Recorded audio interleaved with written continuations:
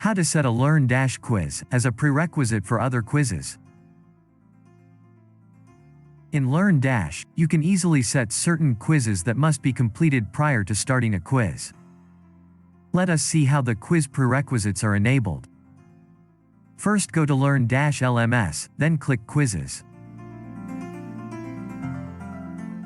After that, click on the quiz you'd like to set as quiz prerequisites.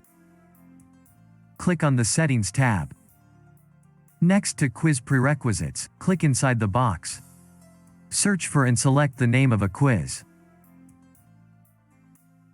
Click on that quiz to add it as a prerequisite.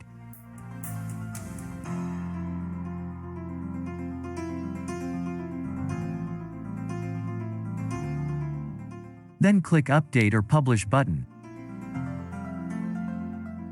That's it. Thank you for watching. Please subscribe to our channel for more tutorials regarding Learndash LMS.